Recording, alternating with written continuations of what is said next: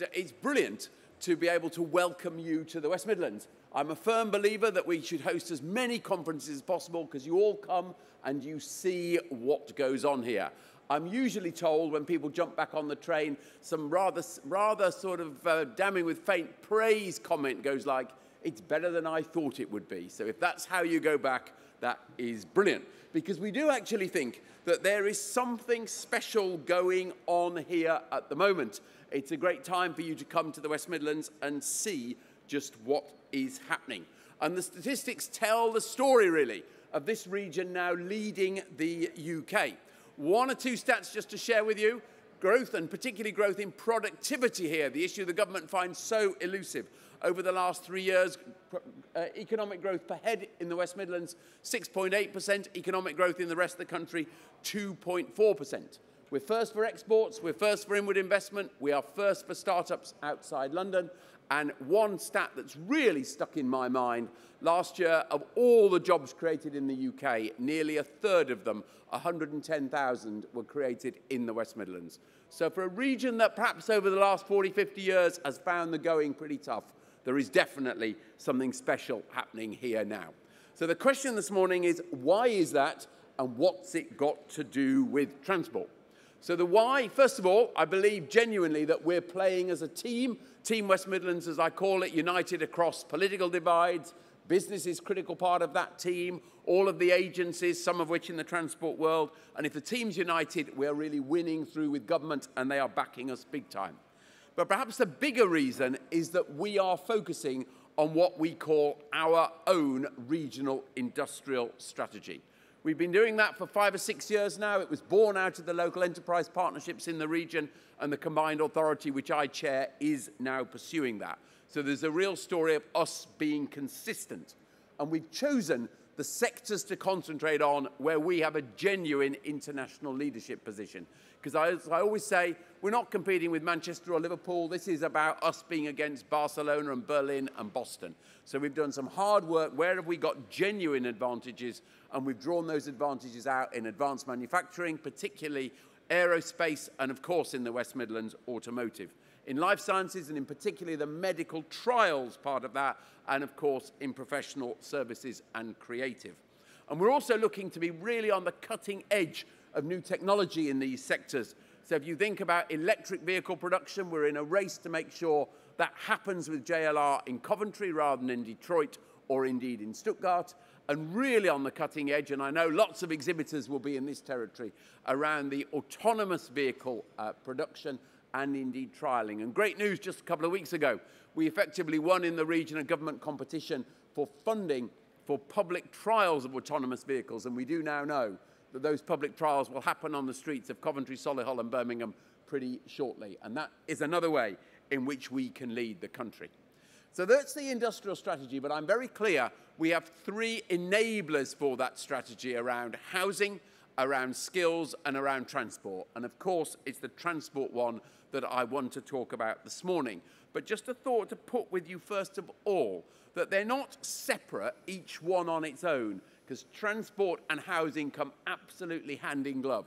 We've got a challenge of producing about 165,000 new homes in the West Midlands over the next 15 years. That's about double the rate of house building that we've seen over the last 15 years, and we will concentrate those on the transport corridors. So investment in transport enables the housing, which enables, of course, young people to stay as they are in increasing numbers and not going off to London for their careers.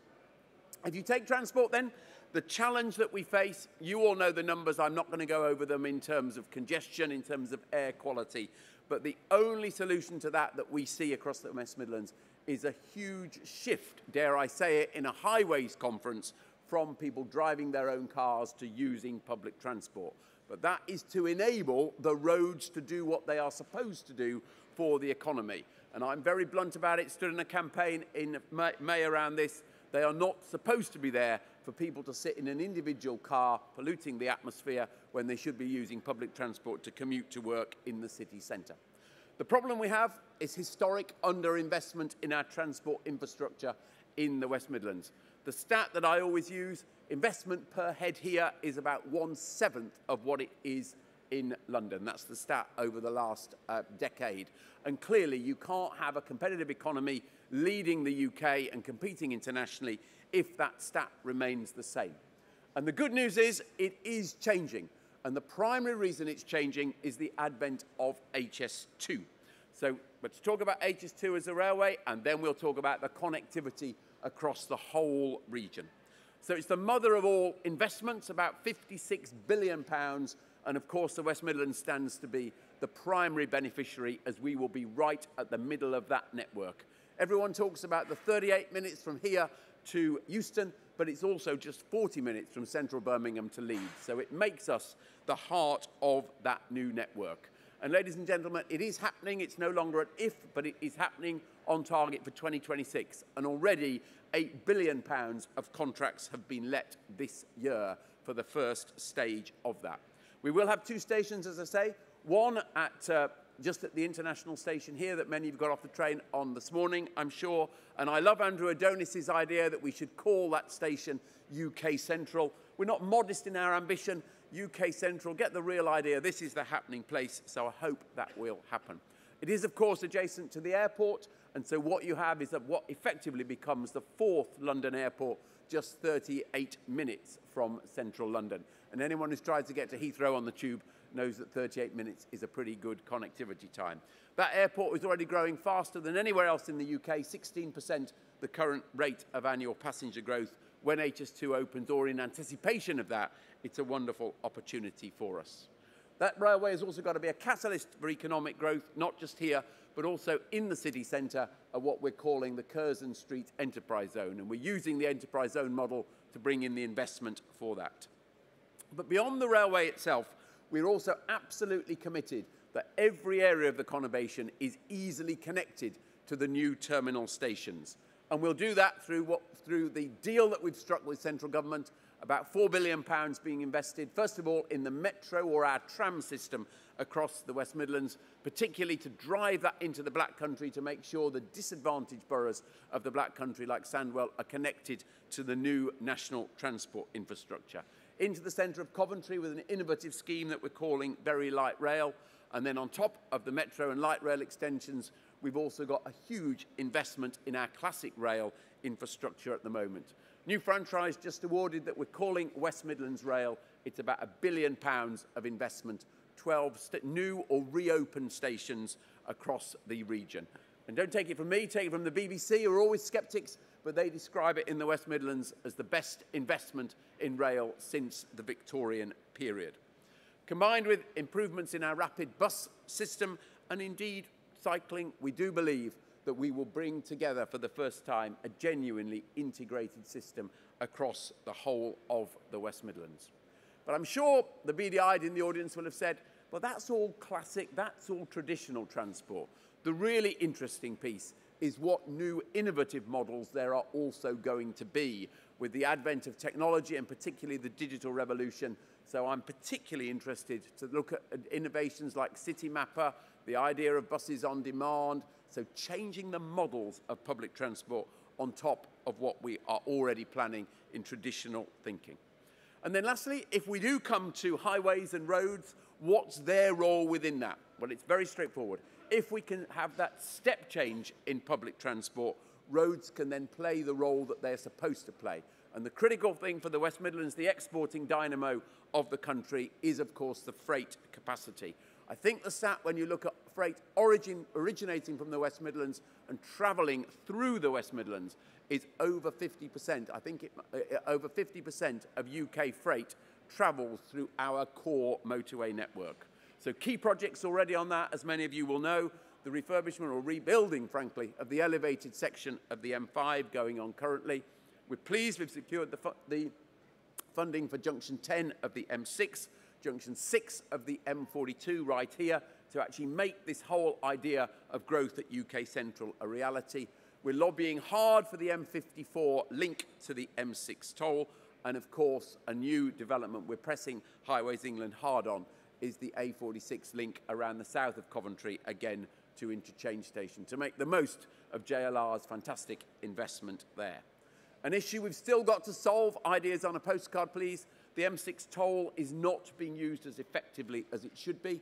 I've never argued for nationalisation, but we do have to think about the pricing structure, and we have to think about how it's used when the main M6 is blocked, currently in discussion with governments there.